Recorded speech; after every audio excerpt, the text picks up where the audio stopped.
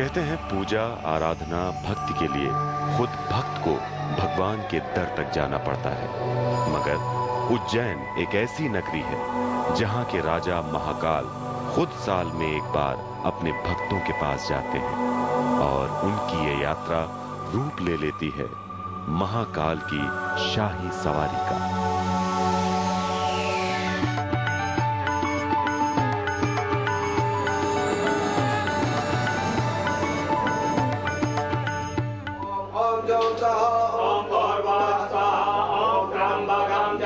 महाकाल की नगरी उज्जैन, जिसके कण कण में बसे हैं शिव। महाकाल की इस नगरी में शिव की आस्था की शक्ति है तो भक्ति के भी तमाम रंग मौजूद हैं। साल में एक मौका ऐसा भी आता है जब महाकाल अपनी नगरी के भ्रमण को निकलते हैं। ये दिन होता है भादो महीने का दूसरा सोमवार, जब राजा अपनी प्रजा के बीच होते हैं और उनके दुख दर्द दूर करते हैं। यही आयोजन रूप ले लेता है महाकाल की शाही सवारी का। जन कल्याण के लिए ये जनता से विचार विमर्श के लिए भ्रमण में निकलते हैं। ये शाही सवारी कोई सवारी नहीं है, ये जनता से भगवान शिव के कल्याणकारी आदान प्रदान का समय है।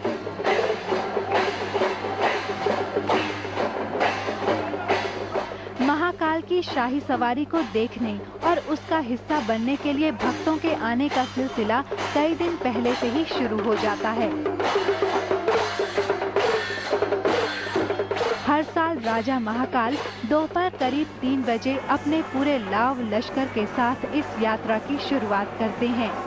महाकाल के मुखौटे को वैदिक मंत्रोच्चार के साथ पालकी पर प्रतिष्ठित किया जाता है। फिर उसे फूलों और दूसरी सुगंधित वस्तुओं से सजाया जाता है और इसी के साथ महाकाल निकल पड़ते हैं नगर की सैर पर। पहले भगवान महाकालेश्वर ज्योतिर्लिंग का पूजन होता है, जल चढ़ना बंद होता है, महाकालेश्वर की पिंड पे श्रृंगार होता है। श्रृंगार के बाद में जो महाकालेश्वर की प्रतिमा है बाहर सभा मंडप के अंतर्गत, वो चांदी की प्रतिमा है, वो भगवान महाकालेश्वर की चांदी प्रतिमा का रूप माना गया और उसी पब्लिक दर्शन करती है वो, जिसके बाद में नगर भ्रमण पे निकल जाती है शाम को 4 बजे।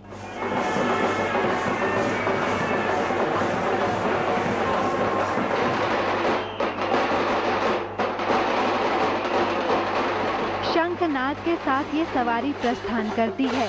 ढोल मंजीरे की पवित्र आवाजों के साथ कुल मिलाकर ऐसा मंजर होता है मानो महाकाल स्वयं भक्तों के सामने खड़े होकर उनसे उनका हाल जान रहे हों। महाकाल की इस शाही सवारी में सभी देवगण अपने दल बल के साथ शामिल होते हैं।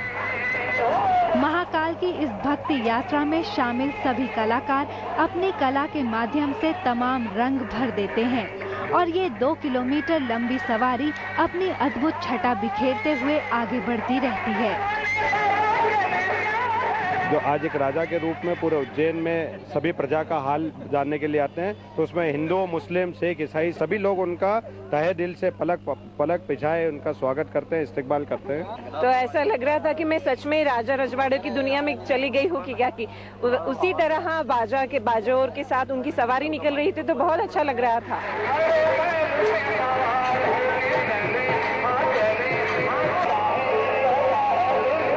कोई शिव का वेश धरे तो कोई नंदी के रूप में, कोई अर्धनारीश्वर की शक्ल में, कोई धारण करता है शिव के गण भूत प्रेतों का चोला, तो कोई हनुमान रूप में शिव की लीला रचते हुए उनके गुणगान में मग्न रहता है।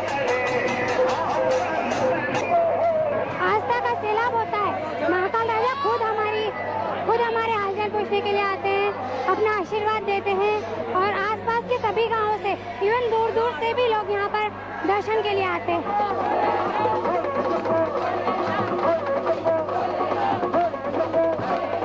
और उसके बाद आता है वो पल जब महाकाल अपनी प्रजा के सामने होते हैं। समूचा ब्रह्मांड भोलेनाथ के जय घोष से गूंज उठता है।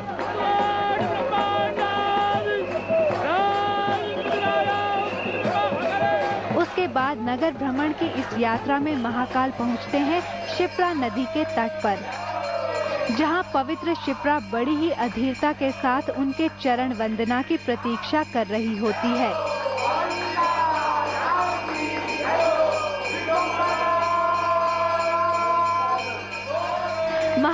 पूजन अर्चन के बाद ये यात्रा यहीं नहीं रुकती, वो बढ़ चलती है अपने अगले पड़ाव की ओर।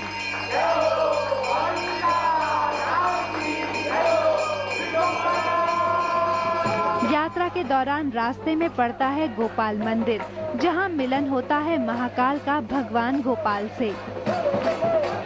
इस पूरी भक्ति यात्रा में जगह जगह महाकाल का स्वागत किया जाता है फूलों से, अबीर से और चंदन के अभिषेक से। इस शाही सवारी की विशेषता ये है कि इसमें शामिल सारे भक्तगण नंगे पैर इस यात्रा को पूरा करते हैं। ये प्रतीक है महाकाल के प्रति श्रद्धा का, उस श्रद्धा का जिसमें शारीरिक कष्ट कोई मायने नहीं रखता। हमें महसूस ये होता है कि लगभग पालकी का वजन 4 कुंटल के आसपास होता है। जब बाबा को हम खांधे पे लेकर चलते हैं तो हमें ये महसूस लगता है कि बाबा हमारे खांधे पे ही नहीं है।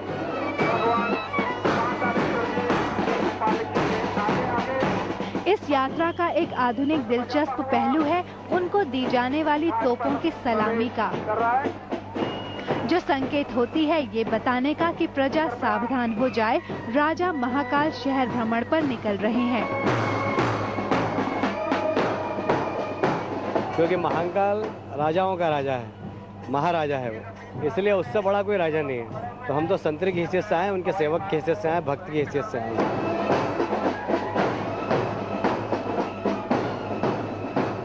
महाकाल की इस शाही सवारी का सिलसिला अनादिकाल से चला आ रहा है। चूंकि महाकाल उज्जैन के राजा हैं, इसलिए राजा साल में एक बार अपनी प्रजा का हाल जानने के लिए जरूर आते हैं, खासकर उन विकलांग, बुजुर्ग और कमजोर लोगों के लिए जो खुद महाकाल के दर्शन करने नहीं जा सकते। इसलिए महाकाल खुद उनके सामने प्रकट होकर उन्हें अपने दर्शनों का वो अधिकार देते हैं जो किसी न किसी वजह से उनसे छिन गया है। अपने आराध्य को अपने बीच पाकर भक्तजनों को ऐसा आभास होता है मानो आज उनका जीवन सफल हो गया हो। संदीप कुलश्रेष्ठ के साथ दीप्ति, उज्जैन आज तक।